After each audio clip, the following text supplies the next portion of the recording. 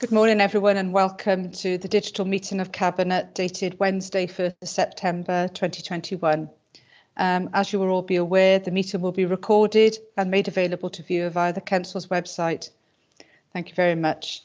Do we have any apologies? I haven't been made aware of any, and if so, can they be put in the chat if there are any? Okay, that's none then. Thank you very much. I was getting a bit of feedback then. I'm not sure what that was. I don't know whether anyone else had that.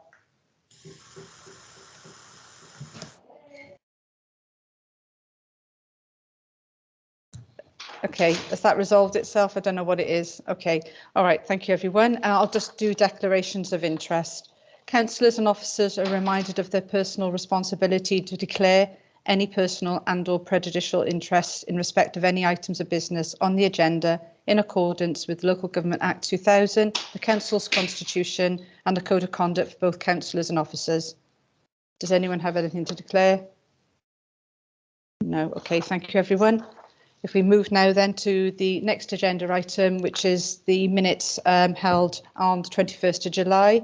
We'll just go through those minutes for accuracy. If we can go through page 1, page 2, page 3,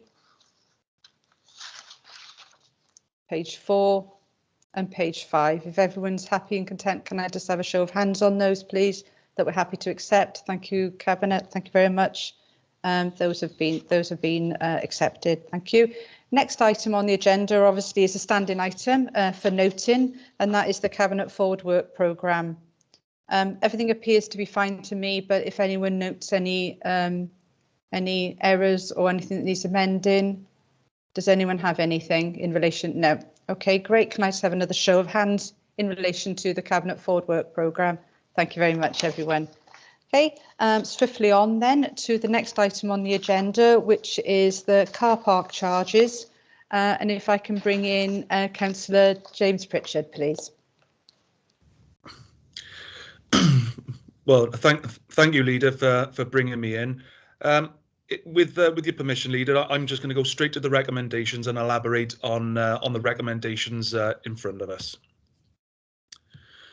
So the recommendations outlined in 3.1, it is recommended that Cabinet in 3.1.1 agrees to extend the period of free car parking in town centres for a further 12 months until the 30th September 2022. This would mean that free car parking has been extended for 27 months in its entirety. And I think I'm right in saying that's significantly more than any previous administration in Caerphilly County Borough Council's existence. 3.1.2 agrees that the projected income shortfall of 660,000 is funded from the previously approved COVID-19 earmarked reserve. 3.1.3 requests that the Joint Scrutiny Cross-Party Task and Finish Group is to undertake a further review of town centre car parking charges in light of the effects of the pandemic on the economy of our town centres. I think this is an important recommendation because the Joint Scrutiny Cross-Party Task and Finish Group will give independent members, Plaid Cymru members and Labour members all an opportunity to reconvene that committee. So no group is left out of the Scrutiny Committee process. And 3.1.4 agrees that the residents' season ticket only use of the 3 car parks in Blackwood, Gordon Road, Libanus and Highland Terrace should be removed from the duration of the free car parking. Just to summarise, Leader, this administration is totally committed to working with businesses and traders, and that's why we're recommended a further period of 12 months until the 30th September 2022, which, as I said, will take Caerphilly's free car parking period in this administration and into the next one to 27 months in total. I'm also aware that the Leader might want to recommend a further recommendation, so if I can hand over to the Leader now, and I'm aware she will move an additional recommendation. Thank you, Leader. Yeah, thank you, Councillor Pritchard. Thank you. Yes, in fact, I do. I would like to move an additional recommendation at 3.1.5, if I may. OK, I note the detail within the report, and obviously a key risk has been highlighted and relates to the use of our car parks for both staff working in the town centres and customers using the town centres. So in order to address this issue, I wish to propose an additional recommendation to that report, and as I said, at 3.1.5, and that recommendation is officers bring back a report that sets out proposals to manage the interface between business and customer parking at Toyne Car Park, Caerphilly and Blackwood High Street Car Park, having consideration for the 12-month period of this decision. Are you happy to accept that, Councillor Pritchard? Yes, Leader, I'm more than happy to accept that. OK, if we can go to Councillor Stenner then to second those recommendations. Yeah, more than happy to second the recommendations in the report and the additional recommendations just laid out by the Leader. Thanks ever so much, Councillor Stenner. And actually, before I open the debate, and I know that Councillor Fussell has asked to speak at today's Cabinet meeting, it was remiss of me not to introduce him at the beginning of the meeting. But I just need to make a little point here in relation to this report that's come before us today. The proposals detailed within this report is set within the context of our COVID recovery framework, which is also being considered today at today's Cabinet. It sets out our next steps over the next 12 months and is a continuation of our COVID response. With the continued aim of supporting the recovery of our town centres, it is not a long-term or permanent decision and is time-bound until September 2022.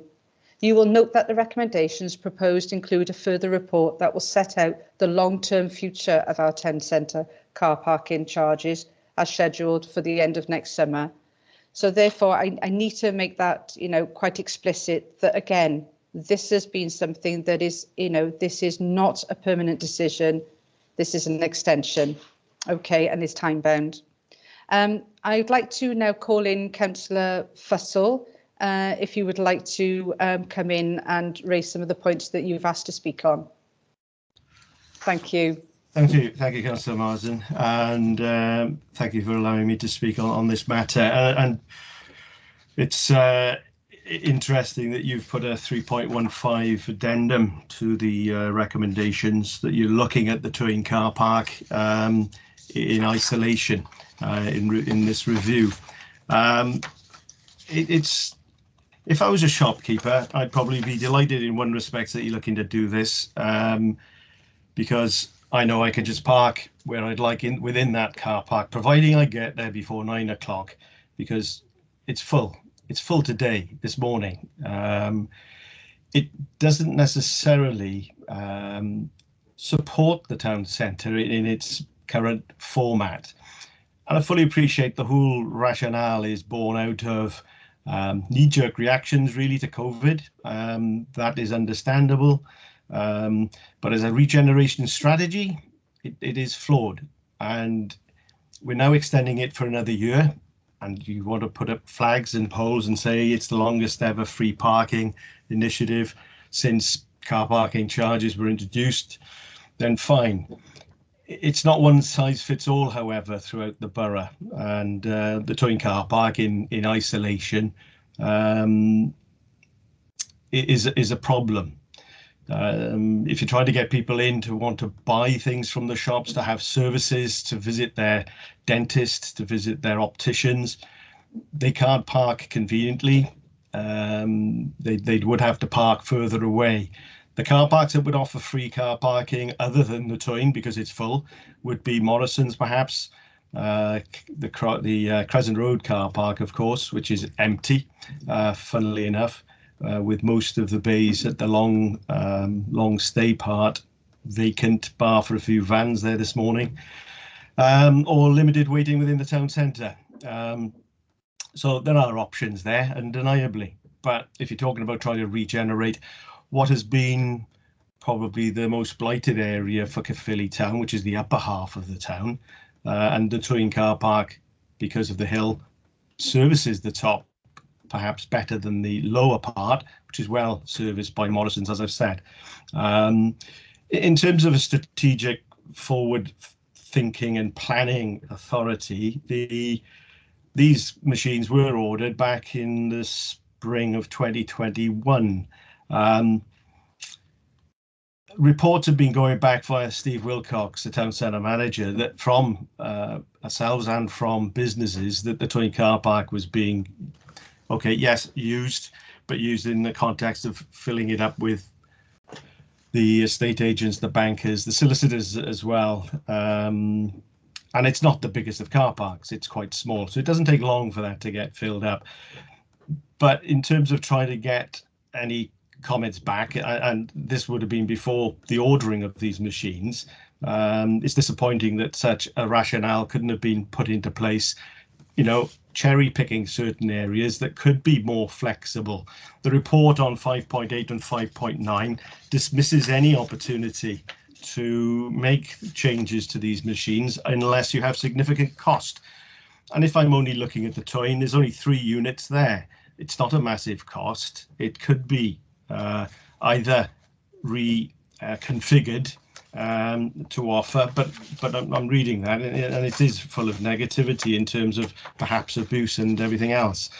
But you know, a two-hour free parking area is what I've suggested should come into play at the Twine, and the machines, had they been procured in the right fashion, might have been better. Or we perhaps have to sucker a change when needed at, say, Christmas time, to have limited free parking, which has historically been put in going back, I think 2010. I can't find a report on it, but I'm sure that's when it was first mooted, to have parking over the Christmas period to support the local shopping environment.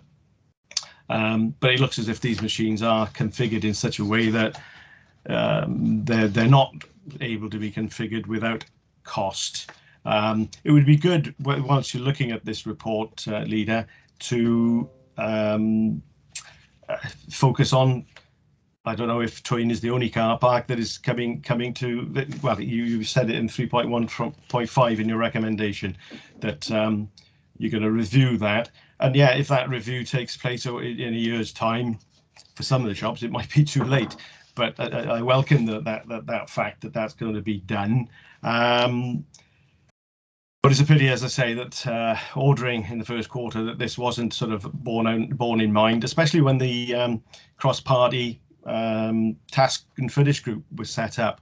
None of us local members were involved in that, admittedly, but it would have been interesting to see what came out of that report, if there was any ability to have different systems in different locations. I haven't got much more to say. The report seems to be set out as it is. One comment I had off another local councillor, Councillor Aylesbury, is that the displacement of people from the car park is also putting them into the loading bays, where people are parking up in the loading bays for hours on end. So that then constricts the loading capacity for the shops as well.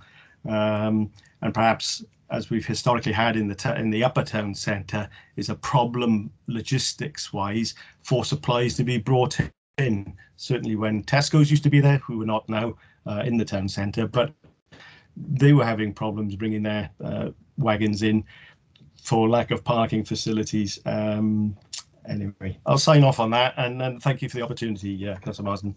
Yeah, thank you, Councillor Fussell, and thank you for the points. And actually, you know, you do raise some key issues there, you know, and that's what I was hoping, because obviously throughout the report, it highlights those sort of concerns. And that's why I wanted that additional recommendation placed in there, so we can do something through the task and finish group as well, because I think all of this is about us coming to the right solutions for the town centre. I think we all want that, and I think that is absolutely paramount.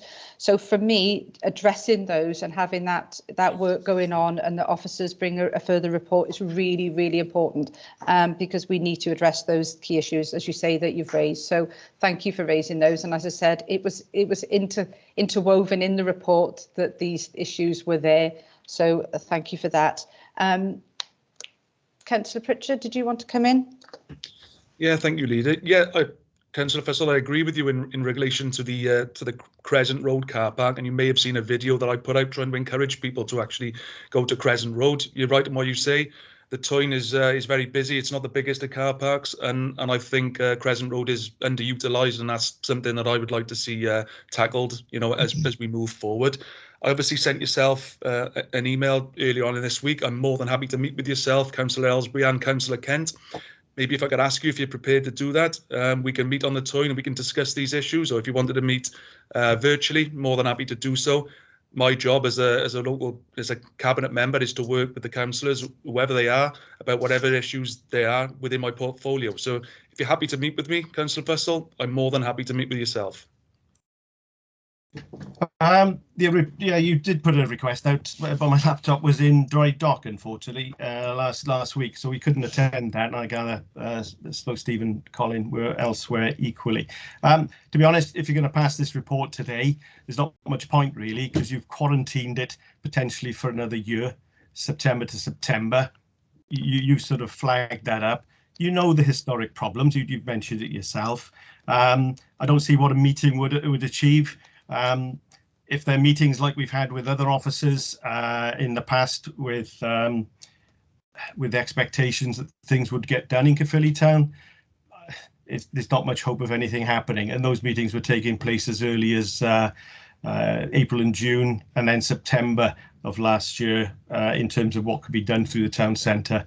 So thank you for the opportunity. I think we all know the problems that this particular car park has. There's no question about that. It's how you address it. And as I say, a year going forward in this free opportunity, you'll see the likes of Darlow's, Barclays Bank, Lazaroo, Caswell Jones. They're all companies that thrive off people coming to their businesses, yet they're using the Tyne car park, and they're there for all to see. And yeah, unless you make this report alter it in some way with a further addended recommendation to actually bring in a limited weighting, you're just going to put a stranglehold on the town centre. As I've said, I won't repeat that, but thanks for the opportunity. Appreciate that. But I think what I've said is clear.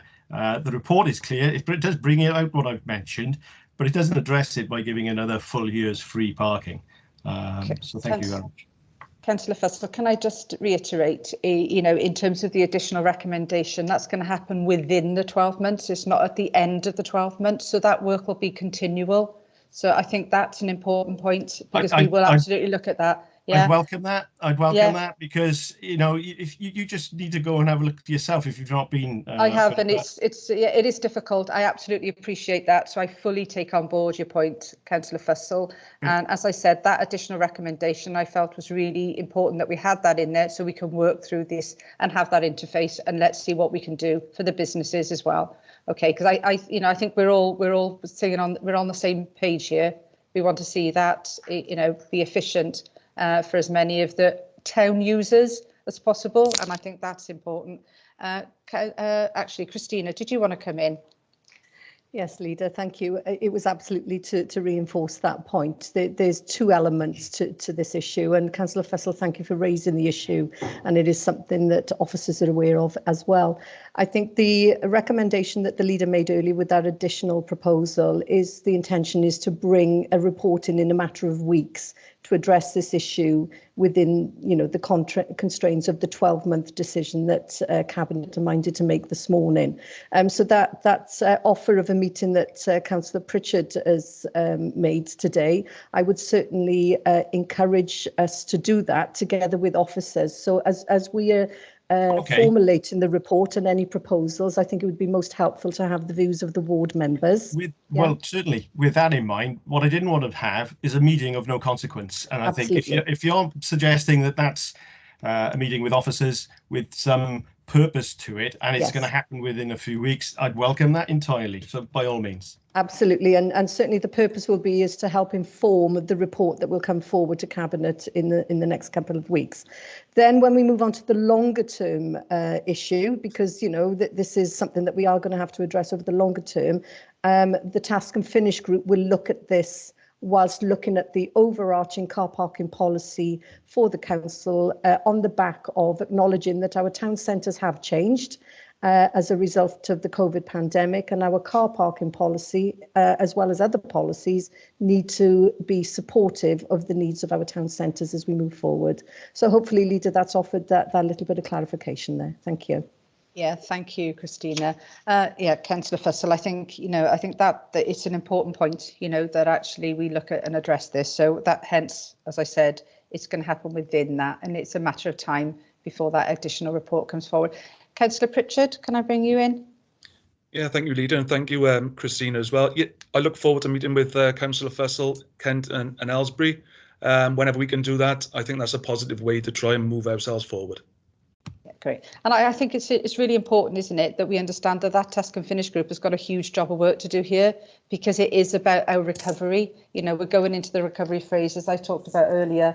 We're looking at our strategic framework for recovery today also in a report, and I think it's understanding what impacts that town centres are going to have in terms of their recovery, and they're going to be very different places, aren't they? I think that's very clear to say.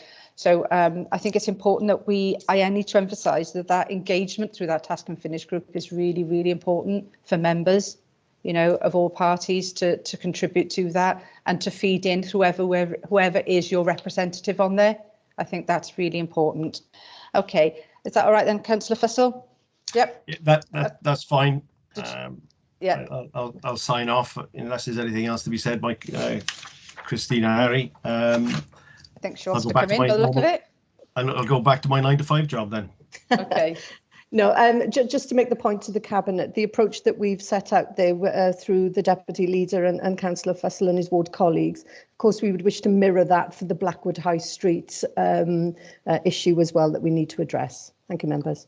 Absolutely, because as I said, the recommendation was for those two key areas because we know they're the pinch points. Okay, thank you, everyone. Okay, so I also need to note the representations made by Councillor Etheridge in relation, and members of the Blackwood Town business community, in calling for a permanent abolishment of car parking charges.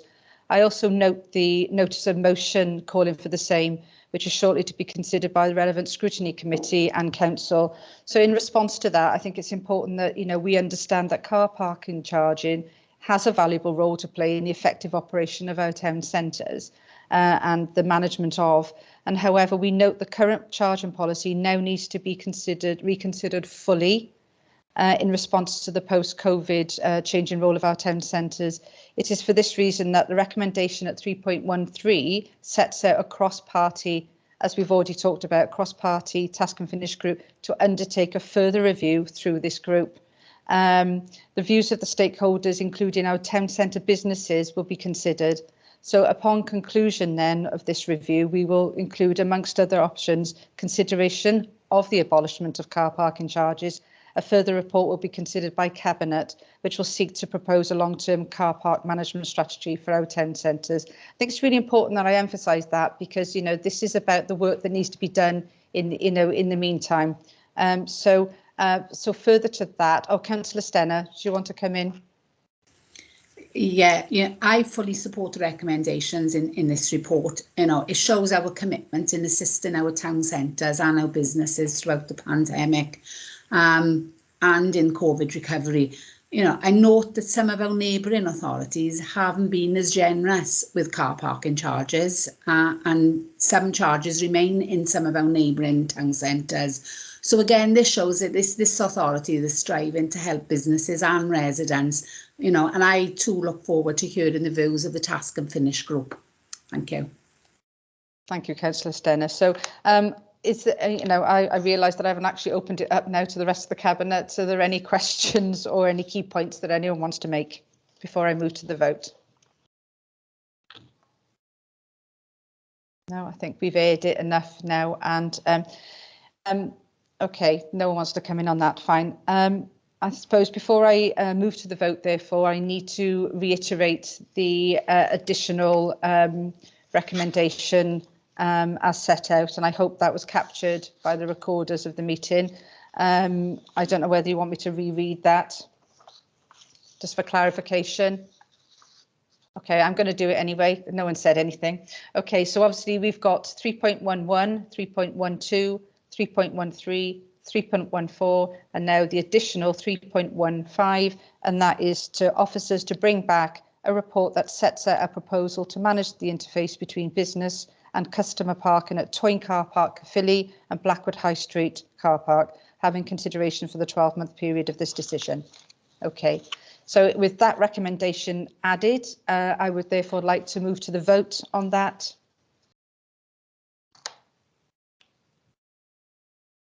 Catching everyone unawares there to get the form up. Thank you, everyone. And we'll just wait for the results to come through on that.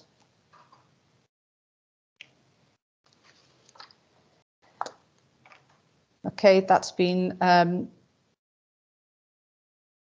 sorry, I'm just waiting for the results to come up on my screen for some reason. It's not yet. That's unanimous. Thank you, everyone. And we'll move on to the next item on the agenda. Okay. Okay, so the next item is Strategic Framework for Recovery Progress, and I do believe that's myself talking to this report. I would like to introduce this report as it is a significant and historic document which paints a vivid picture of the outstanding work that this authority has done and continues to do so in response to the global coronavirus pandemic.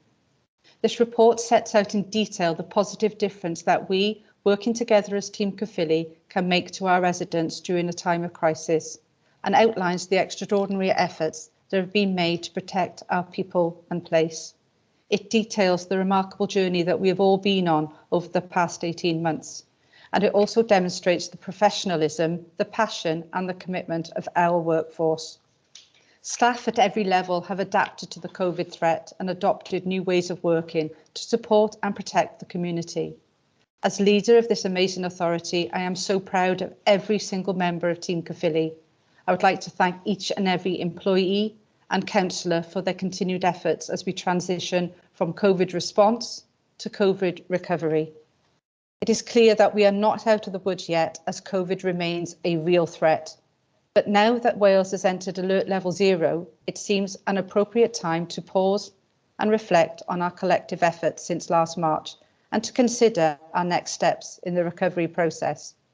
Looking ahead, we now need to transition to a new normal where we can deliver services in a COVID secure way and make appropriate adjustments to achieve this. We are engaged in an ambitious transformation programme, which is being driven by a range of corporate reviews, looking at key issues such as walk-in services, the digital agenda, agile working, frontline services and financial planning. The outcomes of these are far-reaching.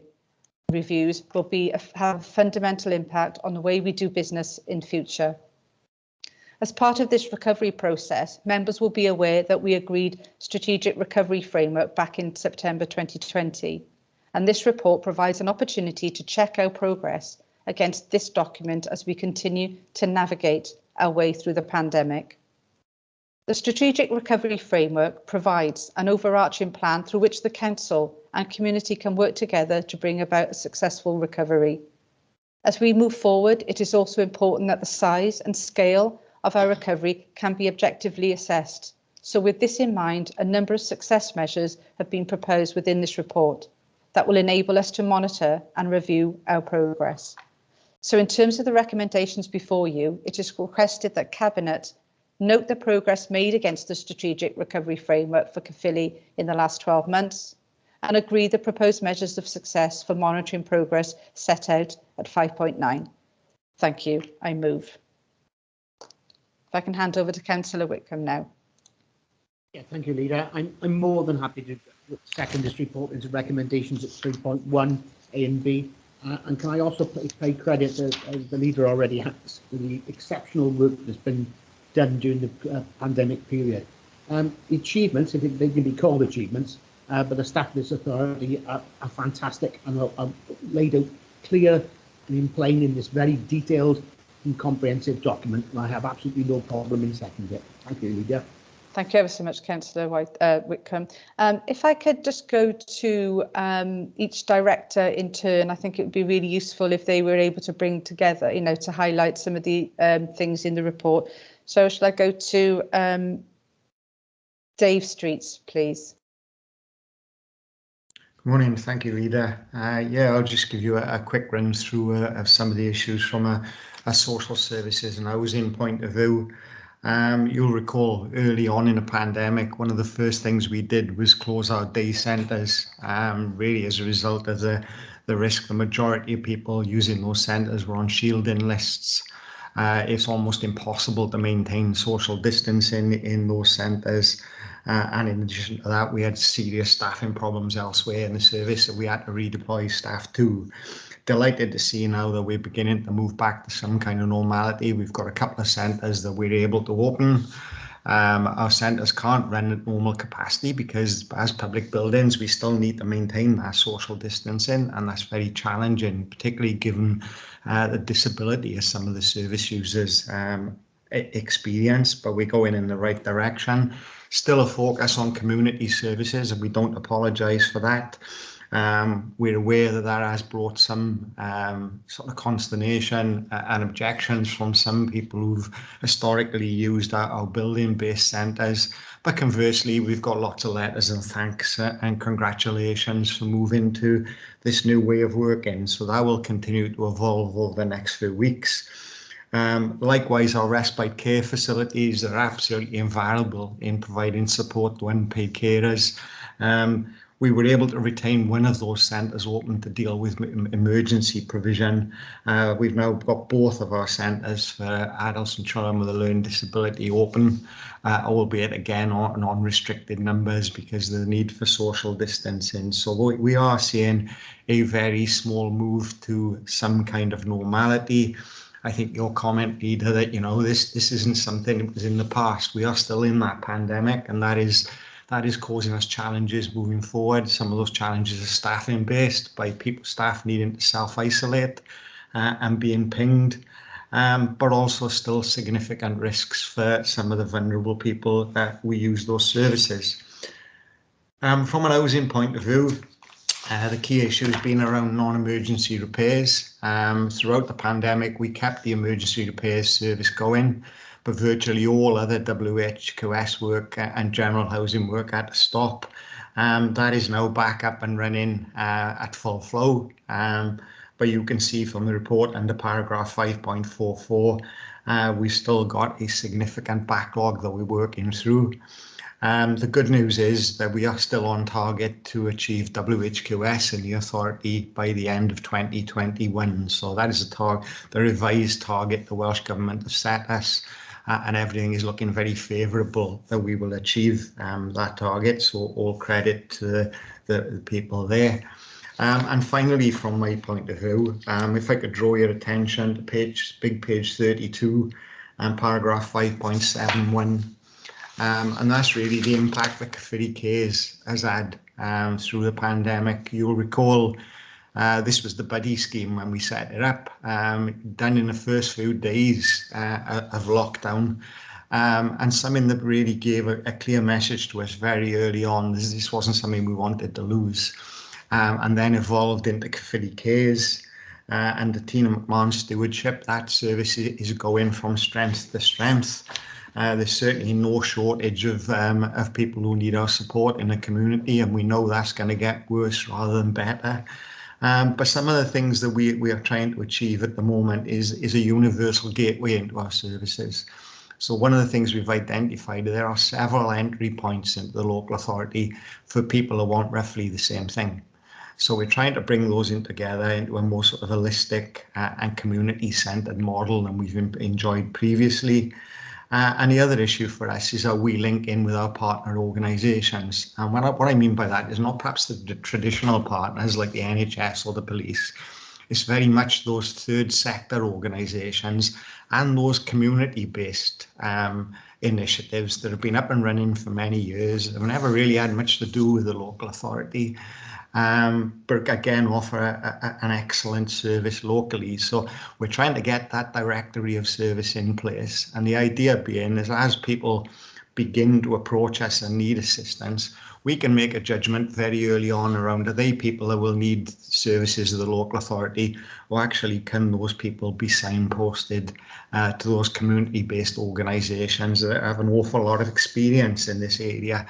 You'll see at the bottom of page 33, we've done some work with the rent section in housing, and just in the period April to June, they brought in £625,000 in additional benefits for people, for tenants of our council housing. That figure is a little out of date now and is now touching on £1 million. And some of those sums and some of the arrears that people have had have been quite life-changing for them. But what we wouldn't want people to do is to think this is all about money. It's about services. And one of the pieces of work we are just about to start as officers is looking at what our vision is for Caerphilly Cares for the next 5 years. I know when we pulled it together, we were very clear with members that Caerphilly Cares wouldn't look like this in a year's time. And I think we're right, that is the case. But we want to be a little bolder with that. We want to look at what we could do over the next 5 years and begin to direct our resources accordingly. It will need some change. It'll need some change for existing staff in terms of where we do things and how and where people work. But really, it's been an overwhelming success. And probably one of the great achievements as far as the authority is concerned that has come out of the pandemic. So from a social services point of view, things slowly moving back to normal, but hugely challenging. Housing on target for WHQS, and Caerphilly Cares now embedded in our core service offer, and we're looking very much how we can direct that over the next few years. Thank you, Leader. Thank you so much, Dave, for running us through that. And again, it's not until you look at the detail and the amount of things that have been done that because I think we've all been running so fast to keep up with so many things that we've been doing, that you need the time to read a report like this to remind us of what we've achieved. And it is huge. I mean, just for me, just in terms of your summing up there, it seems that, that directory is critical, for us to help shape. But I also think it's really important, as you say, to have that 5-year strategic look at Caerphilly Cares and what that means for our residents, what we can do to improve.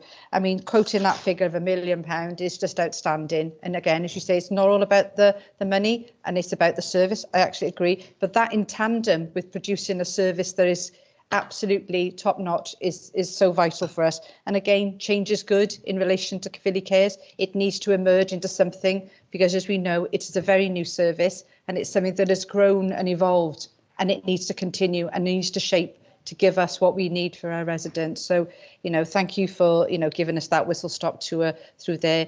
Absolutely. I don't want to bring people in now, if that's all right, because I think we need to go through all the directors, if I may, to go through each of the reports. So if I can, thanks, Dave, but if I can go to Mark S. Williams now, please. Thank you, Leila. Yes, as you say, there's a lot in that report, and when you pull it all together, it's quite eye-opening in terms of what we've achieved as an authority, and the way that staff have really stepped up to the plate in doing whatever's been asked of them. And let's not forget, when COVID started, we hadn't emerged really. We were emerging from Storm Dennis. So we were still dealing with the aftermath of Storm Dennis. So, people like those in engineering, highways, have continued to do that. There've been a significant increase in some service areas. Planning applications, for example, I think people have had more money to spend during the pandemic. Planning applications have gone up to sort of 50% above their normal level. We've had to deal with that, and then the challenges of virtual planning committees, which we've done. And just while I'm on the sort of planning and regen agenda, the work that those officers have done with colleagues from corporate finance in terms of getting massive amounts of money out of the door very quickly, Welsh Government grants to businesses, has been a phenomenal effort. So, a real effort there. One of the things that this authority managed to do, and many others didn't, was to continue to provide most of its frontline services seamlessly. Our waste services just carried on as normal. Many other authorities stopped collecting certain waste streams. We never did, albeit, we had regs that perhaps curtail things like household waste recycling centres and bulky household waste collections, but generally everything else has been delivered seamlessly. And that's the case across all frontline services, really. The big challenge for many services, I'll use leisure as a particular example. Obviously, leisure just shut down completely, but those staff were, 100% willing to jump onto the buddy scheme, do whatever they needed to with that. And in terms of leisure staff, the mass vaccination programme would not have worked without those. Us giving up Newbridge Leisure Centre and providing quite a large cohort of staff to manage traffic, people in and out, really assisted in Iron Bevan in being able to deliver that mass vaccination programme. And obviously we now continue with Pont and Fryth. The one group of staff I would really like to mention, and they're still under immense pressure, is public protection staff, environmental health staff who are professionally trained in terms of, communicable disease control. That professional training kicked in. They've had a really, really torrid 18 months. For large parts of that, they were working 12, 13-hour days, assisting Public Health Wales and Iron Bevan, social care providers in terms of care homes, managing cases in care homes, and that continues because the paperwork trail behind it is immense. So they've been under immense pressure, and also trading standards and licensing. They've been in effect our COVID police, if you like, in enforcing restrictions on hospitality sector, making sure that people are complying in terms of social distancing, one-way systems, opening arrangements, etc. So immense amount of work done by public protection staff, and they are still under pressure. That will be a challenge moving forward because obviously things like our food hygiene inspection programme, lots of stuff that trading standards do, has fallen behind, and it will take a long time to catch that up because resources are an issue, and resources are not easy to get. A, they cost money, and B, even if you throw all the money in the world at it, you can't actually get some of these staff, some of these professionally qualified staff. So that will be a challenge moving forward, and something we'll have to work with the Food Standards Agency in terms of addressing. But just an immense amount of work done by so many staff being prepared to go the extra mile and do something completely differently is, I suppose the word is humbling. For me, sums that whole report up. Thank you, Leader. Yeah, thank you for actually stopping at that point. I think you're absolutely right. It is humbling. Again, you've only got to look at the complexity of public protection and what that means, and what the chain of events that happens behind every single report that actually has to be produced. It is unbelievable, the amount of work again, and in my opening bit, I thanked each and every member of staff, but I mean that wholeheartedly because it is absolutely humbling, and we couldn't have done it. We could not have delivered our services to the public if they had not done their part. Quite clearly, that is it. That is it in a nutshell. We couldn't have done it without them. And I am truly grateful to every single member of staff, and I mean that wholeheartedly. I can't emphasise that enough, and I might get emotional again around this because it is, you use the word humbling, Mark, and I think you've summed it up. So thank you.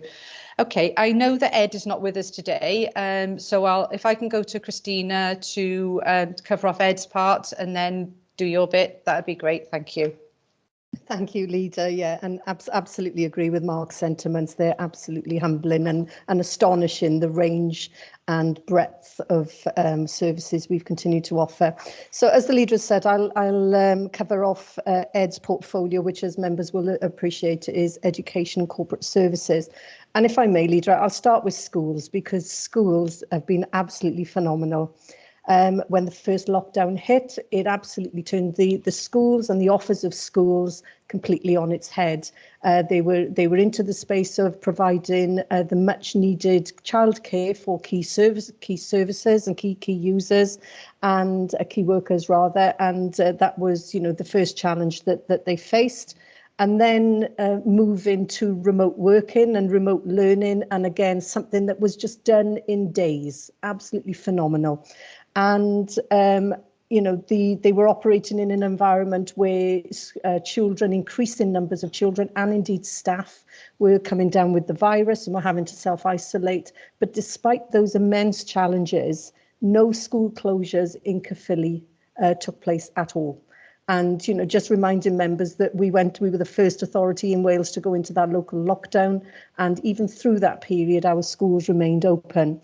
As we speak, we're about to return to school now early next week. Welsh Government have issued the new guidance to head teachers.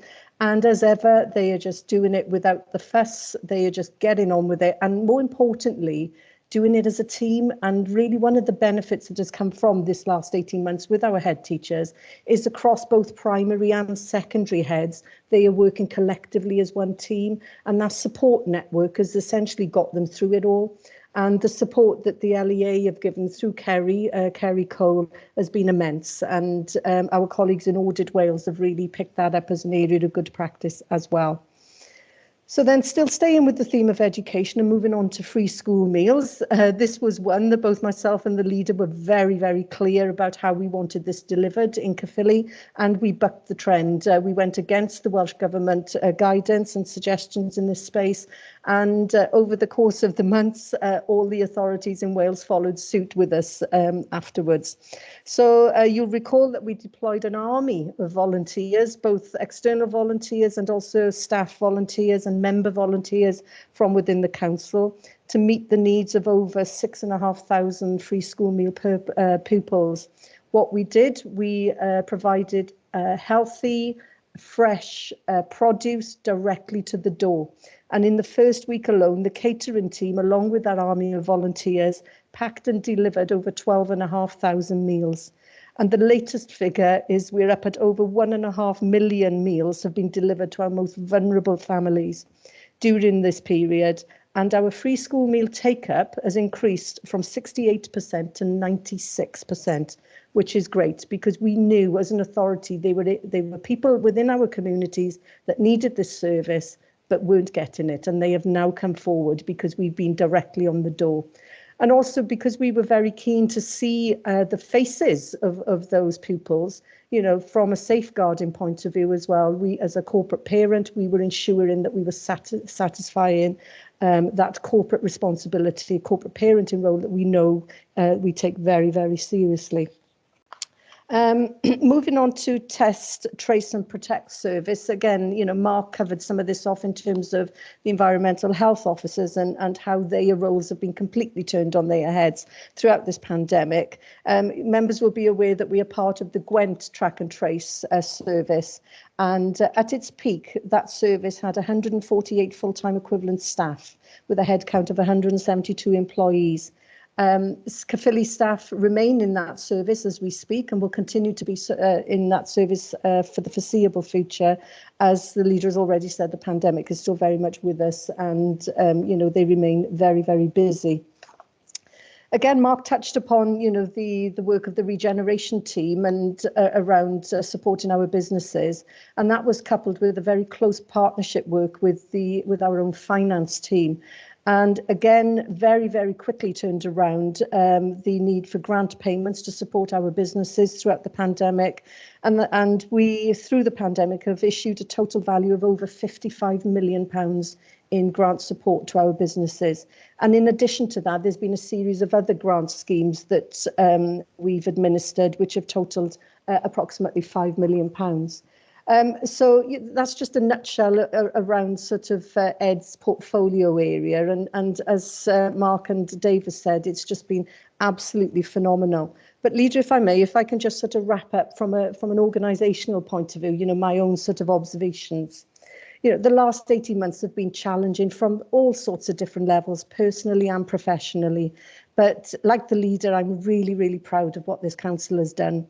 And what it has highlighted, this pandemic, hasn't it, is reinforced the importance of partnership within the council, with departments working together on a shared purpose, partnership with our public, private and voluntary sector partners, but more importantly, partnership with our residents. We are much, much closer to our residents than what we were prior to the pandemic.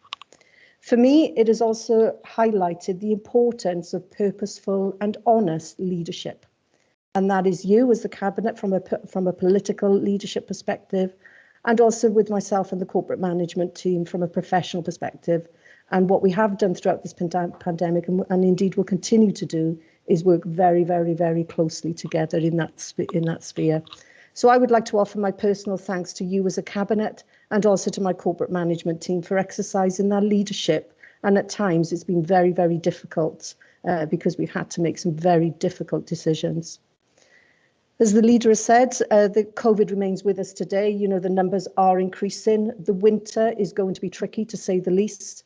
Our colleagues in health are under extreme pressure with the COVID remaining with us throughout the autumn and winter period, and also with the, with the flu season with us as well.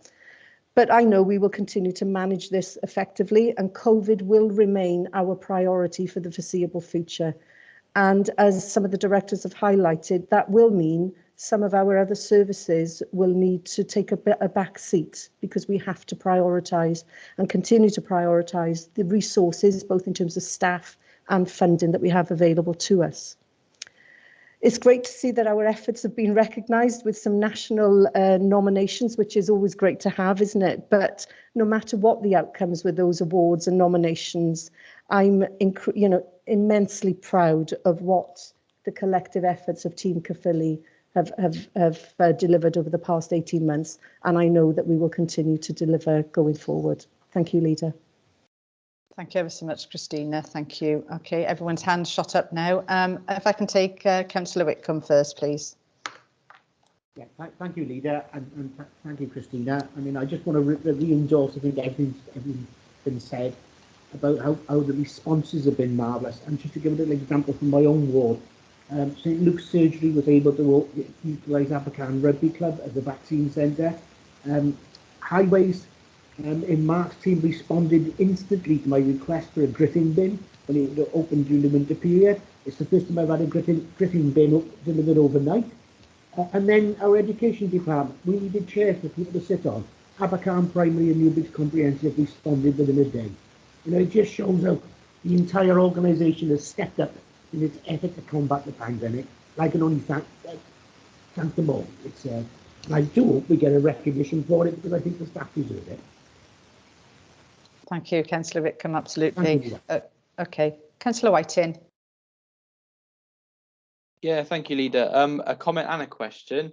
Comment really for me, I started in this role a year ago, actually, this week, and schools were going back, and we went into local lockdown on that first Monday, which was, I think, the 7th, which was an exceptional time. And I think this report kind of puts all that in a lot of perspective, and you can just see how much happened.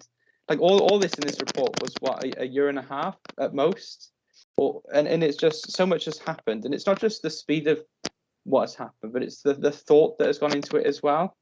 It's just exceptional that everything was just done so well, so quickly. And I know it sounds a bit like we're all patting each other on the back, but it's just exceptional. I'm just humbled. I think, Mark, that was a brilliant word to use for it, and it's just so correct. And for me in my portfolio, I don't want to repeat what Christina and Mark have said, but leisure schools, the youth service in particular, for what they've done for the mental health needs of some of our vulnerable learners who've become vulnerable as a result of COVID and isolation and not being in school and things like that. That's been a big thing. Library staff helping out the other services while libraries were closed. Now they're opening back up again. And the catering team, to develop what they did in such a short time, and then it's still going today as well in a slightly different way. It's just it's amazing. And I really would like to pay special tribute as well to teachers and particularly head teachers, because their job is pressurized enough as it is, but they've all had to kind of do things that they would never have expected to do in their careers. Some of them who have been teachers and head teachers for a very long time and have had to completely rethink how they do their job, how they deliver education, and have done that in a really good way. And I think that has been completely exceptional. They've had to do things outside of their role, like act as TTP services almost in their own right, to try to get the bubbles thing. And now they've got the return now next week, and I'm sure it's going to be an interesting time over this term. But really, the question that I have then is really pretty much about it is important now going forward that we measure what we do in the best possible way, so we know we're doing the right things and that we can change things if we really need to. So can we have just a little bit more detail on the measures for success that are included in this report, just to give a bit more of a sense of, you know, how we will know from these that, you know, what we are doing for recovery is the right thing. Do you want to come in, Christina, on that? Yes, thank you, Leader. Yes, the first thing I would say is that these measures that we have proposed in the report shouldn't be taken in isolation. The Cabinet will recall that you receive regular reports on our corporate performance through our dashboards. So we need to look at this in that wider context. Okay, so what we've attempted to do here is just to provide some sort of high-level measures that complement what we already provide you. So the first one is obviously the really important one for me in terms of, you know, the services that we are reintroducing. Some of them we are changing the way we are reintroducing the services based on the learning that we have experienced throughout the pandemic, and others that we are just reinstating as they were previously. That intel from the residents is very, very important to myself and the corporate management team, because that then will inform the way that we will continue to develop our services. So for me, that is the number one measure in terms of citizen satisfaction for the services we are providing. Measure 2 is the percentage of services contained within the principle that are available and accessible to residents. Again, it's that feedback from the citizen. Are those services we provide in what our citizens need and require? And also overlapping that, and a great example is that Caerphilly Cares model of delivery that we have, which is generated itself as a result of the learning that we've experienced through the pandemic. It's not just about delivering the services directly to our residents. It's about enabling those residents to deliver those services themselves. So we've got an enabling role as well as a direct delivery role. And that is, you know, quite new territory that we are entering there. And that is something that is going to take time to nurture. The grants, you know, they have been so important, haven't they? That, you know, the feedback I've had from businesses, and I know you as Cabinet members have had exactly the same feedback. Those grants have essentially kept businesses afloat. And, you know, that as we continue through the recovery period, because who knows how long this recovery period is going to take, because we know through the Caerphilly Cares model that people have experienced all sorts of difficulties, whether they're financial, whether they're mental health issues. You know, there's all sorts of difficulties that the COVID pandemic has presented itself to residents. So we're not sure how long we're going to be in this recovery period for. But in terms of continuing to support our businesses, as you've just debated quite heavily in the previous report, is something that is of utmost importance to you politically, but also to us as officers. And the Caerphilly Cares one, you know, this is, if I'm brutally honest, this is a new measure, and I think this is an area where we're going to continue to develop further measures, because as Dave mentioned earlier, it's not about the money. It's not. It's far more than that. But this is a new service, and we've had to start somewhere. Is where we are essentially. But as we continue to learn and develop that service, those measures will continue to evolve, and indeed they will continue to evolve through the other areas as well. So it's a work in progress. Councillor Whiten is the best way to describe it. Thank you. Absolutely. Okay, ever evolving. Councillor Pritchard, please. Well, thank you, Leader. And just a few sort of comments and a question, if I can. I mean, if I wanted to ask all the questions that I wanted to, we'd probably be here for about another 2 hours. So I'm going to kind of make them a bit shorter than that, and the comments a bit shorter. A lot of what's been said by members of the Cabinet, I couldn't disagree with it in any way, shape, or form, or ask a different question.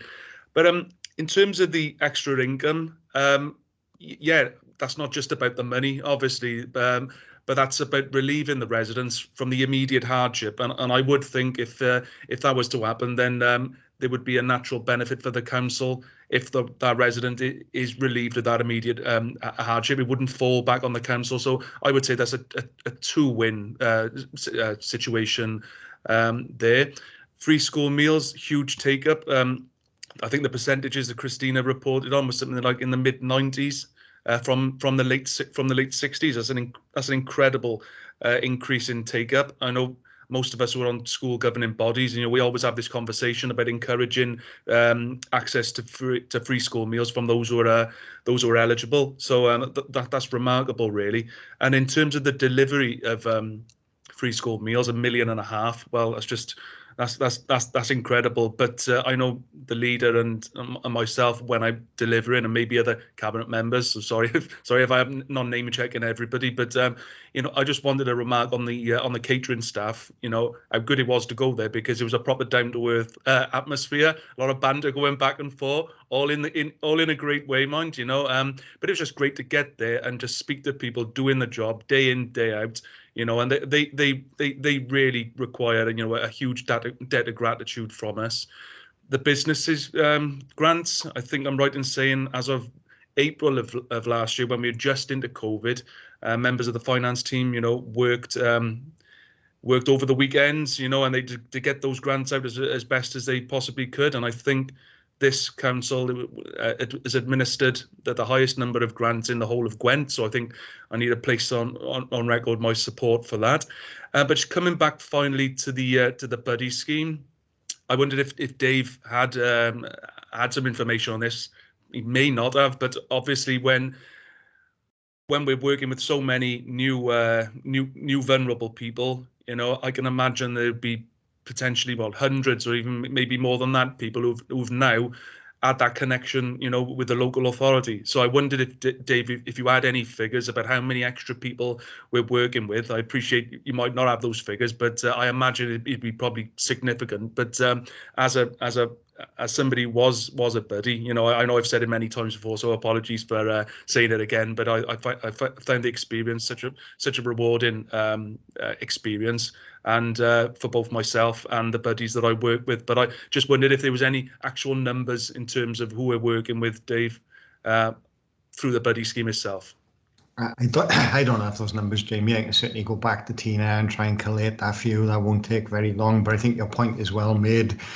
Some of those people have had a one-off connection with the authority, but actually some have had an ongoing relationship, because one of the things that we were very keen on with the old buddy scheme was we were probably going to identify some people that had not slipped through the net. That's the wrong phrase, but people who needed support that perhaps hadn't approached us previously. So certainly I know from a social services point of view, there are referrals that we've had through the door purely because of the interaction with the buddy scheme. I think your point around it, rewarding the buddies as well as the recipients of the service is a good one. And of course, one of the things I should have mentioned earlier and didn't is the support that you've recently given to the corporate volunteering scheme, which is very much around building on that interaction that we've had previously, and members of staff actually wanting to continue with this regardless of whether COVID was in place or not. That is going to put us in a much stronger position moving forward than we would have had if we hadn't embarked on this journey. So whereas clearly none of us would ever have wanted COVID to come anywhere near us, and it's been horrific, actually in terms of the sort of services that we are providing out there has been some lessons learned, and we've probably got a broader service offer than we had prior to COVID. Thank you, Dave. Appreciate it. Thank you both. Okay, if I go to Councillor Stenner now, please. Yeah, thank you, Leader. I haven't got any questions on this report, but I feel that I need to say that when I actually read this report and thought back from the start of the pandemic, I was absolutely amazed at what this authority has achieved during the pandemic. Who would have thought at the start of 2020 what the crisis would unfold worldwide? It's something that nobody had ever experienced previously in living memory. So I'd like to thank all staff. It certainly was all hands to the pump, and all staff embraced the Team Caerphilly ethos. In particular, 5.6.2 of the report shows that over £5 million of Welsh Government economic resilience funding was administered by this authority. That's a mammoth task in itself, along with everything else that they were doing. And I know that it's been appreciated by local businesses and residents. So thank you, everybody. Thank you, Councillor Stenner. Councillor Cook. Yeah, thanks, Leader. I echo everyone's thoughts and messages on this, but I just want to mention the care staff, the care home staff and domiciliary care. They were on the front line from the beginning, and obviously I've been speaking to some care home staff, and what they've been through, it is unbelievable, and they're still going through it. It's still every day carrying out their job, doing the tests every week. I don't know how they do it. I don't know if anyone has done them. They're not pleasant. They've got to do that most weeks. I just want to shout out and say what great work they've done, and hopefully we're coming through it a little bit now, and it'll calm down again after Christmas, and possibly now with the booster vaccine, things will change again. But I just want to congratulate them for the hard work they've done and their normal job. They've gone above and beyond. We can't ask any more of them. Thank you ever so much, Councillor Cook, and thanks to all of you actually for making those comments in relation to many of the areas that, you know, I suppose not many residents think about all the services that we provide, and it's only until something like this, and it is tantamount to a crisis, you know, that we faced. You know, it's been something that we've had to look and evolve and create new services in order to adapt. And I think people, maybe, you know, residents will understand now what the council is all about and what it entails. You know, if you just think of the depth of things we've had to do across the piece, you know, if you think back to the school hubs that we created initially, when schools weren't open, that was massive. You know, that again was something that head teachers and schools collaborated, you know, so well to deliver those, and people praised our staff for the work they did in that period, you know, and that seems a long time ago now, the school hubs. And then, you know, then everyone was coming back and we were having blended learning, you know, and having sat on those school social partnership forum meetings with Welsh government officials, all trade unions, you know, and having shared those since I think it was last September. I can't even recall, but I know we've done a lot, and Christina was there representing chief execs, and we had Kerry there representing chief education officers. You know, we were at the forefront for trying to make sure that our schools were safe and that things were done properly. You know, we pushed through in so many areas, and I'm immensely proud. And, you know, and I'm going to get emotional again, but I need to put on record my thanks to Christina, you know, and you know, and to the team and to the cabinet and to everyone really that has worked so hard in delivering what we needed to do through a very, very difficult time. I mean, you know, Herculean effort, I don't even think comes close to what has happened really. If you think of individuals' commitment and individuals' resilience through this whole time has been absolutely immense. So again, I think partnership working, it has brought that to the fore in terms of public service. It's so important that we can't do things alone. I think that has highlighted that, and we need to work, whether that be interdepartmental work, whether that be into third-party, you know, organisations, in terms of health, in terms of police, in terms of public health. Welsh Government, you know, we have worked tirelessly with them to help get the right policies and the right decisions made to make sure that our residents are safe. And I think that is really, really important. Again, it shows that through this recovery, we need to be evolving and it needs to change. Things need to, you know, can be improved on. Things can evolve into something that we might not have expected it to be in the first instance. So, you know, again, thank you everyone in relation to that. Christina, did you want to come in? Yes, if I may. Thank you, Leader, and thank you for your kind comments there. But I'll just reiterate, it's been a partnership arrangement, isn't it? And it's been a partnership politically and professionally, and it's worked exceptionally well. I just want to pick up on a point that Shane actually picked up around, you know, the staff have been very often at the front face. And, you know, throughout this pandemic, we have, as an authority, we have put the safety of our residents first and our safety of our staff as well. And the well-being of staff has been at the forefront of my own and the corporate management team's priorities. And, you know, it has taken its toll, okay, because as an authority, 18 months, we have been working 7 days a week, 24 hours a day, and in very scary circumstances at times. You know, we touched upon the head teachers as an example, and our social care staff. They've been at the front face where COVID you know, is evident. But I just want to reassure the Cabinet that, you know, we are wrapping our arms around our staff. We have all the support mechanisms in place. and well-being of our staff continues to be our main priority. And we're working very closely with our trade union partners in this space as well. So I just wanted to make that point because I know the Cabinet are aware it has taken its toll, but we are putting all the support in place for our staff that they need. Thank you, Leader. Thank you, Christina. Okay, there are no more indications to come in to ask questions or make any comments. So I think we're ready to go to the vote now, please.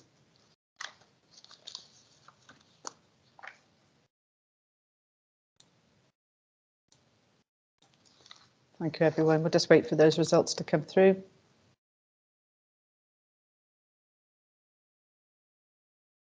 One is a bit, yeah, that's unanimous. Thank you, everyone. And on to the next item, which is agenda item number 7, and that's managing building and service risk at alert level 0. If I can hand over to Councillor Gordon, please. Thank you, Leader. Good morning to you all. As you are all aware, Wales is now operating at alert level 0 in relation to the COVID pandemic. In conjunction with movement to level 0, Welsh Government released universal guidance. The guidance has been developed to protect our people and place as we emerge from the pandemic. Since Saturday, the 7th of August, there has been no legal limits on the number of people who can meet, including in private homes, public places and at events. All businesses and premises are open, including nightclubs. However, corona assessments are still a legal requirement for all businesses, employers and event organisers. Reasonable measures still need to be taken to manage the risk of coronavirus based on what is reasonable to do based on the risks identified. Welsh Government and people continue to work from home. If anyone has COVID symptoms, they should self-isolate and get tested. Face coverings are still a legal requirement in public places, but we intend to ease these requirements as the public health risk decreases. Face coverings have not been a legal requirement in hospitality settings from the 7th of August, but they're encouraged settings where practical. Universal guidance is in 3 parts. Part 1, how does coronavirus spread? What can we do about it? Part 2, what can business, workplaces, public places and event organisers do to lower risk to staff and customers? This includes taking measures to minimise the risk of exposure to coronavirus in workplaces and premises open to the public, public premises and workplace COVID-19 risk assessments, and keep Wales safe at work. Part 3, other legal requirements, self-isolations and face coverings enforcement. Today, the report before you will seek approval to address the authorities' approach to Part 2 of the guidance when making the decision to reopen our buildings. In order to facilitate the decision-making process, officers have developed a controls template as set out at Appendix 1 of the report. A live working example is also given in relation to reopening reception and customer services at Penalta. The recommendations are set out at 3.1 of the report, which recommends that Cabinet agree 1. Endorse the hierarchy of controls template set out at Appendix 1 as a mechanism by which the reintroduction of the person services can be assessed. 2. That the planning for the reopening and the reception of customer services at Penalta can now begin in accordance with the controls set out in Appendix 2 and the elimination substitution controls. 3. Task relevant heads of service in consultation with the appropriate cabinet member with assessing all remaining council buildings currently closed to public using the template at Appendix 1. 4. Receive a supplementary report at its meeting on the 29th of September 2021 that set out which of those control buildings should be reopened and under what conditions and controls. And finally, 5, to receive reports that outline any further changes that need to be made should the guidance or risk level change again. Before I move the report, and the recommendations, I'd just like to take you all to the 2-point report. I think it's extremely important. While Wales is now at alert level 0, coronavirus has not gone away. I'll repeat that, coronavirus has not gone away, and it remains as a serious health risk. We have a collective responsibility to help minimize risks to protect ourselves, our employees, and our customer. With that, Leader, I want to move the report and the recommendations within. Thank you very much. Thanks ever so much, Councillor Gordon. If I can bring in Councillor Pritchard, please. Yes, thank you, Leader. I'd like to formally second Councillor Gordon's recommendation. Okay. Okay. Did anyone have any questions or any comments in relation to that before I go to officers? No? Is there anything further that needs to be added to the report from officers? I think it's quite self-explanatory, isn't it? And it's straightforward, as Councillor Gordon has set out there in terms of the appendices as well. So if no one's got any further questions or comments to make on that report, I will take it to the vote. Leader, I think Liz Lucas is on the call. I don't know if Liz would like to say anything. Liz, did you want to make any comments? Thank you, Leader. No, there's no comments from me. I think Councillor Gordon have set out the framework within the report. And like we said, as we move forward, the critical part now for Cabinet is the further report on the 29th of September, which will outline the risk assessment for each of our buildings, which are currently closed, and how we go forward. Brilliant. Thanks ever so much, Liz. That's really important, you know, just to reiterate the need for those risk assessments as set out in what we need to do at alert level 0. So thank you ever so much for that, Liz. OK, if everyone can make their votes.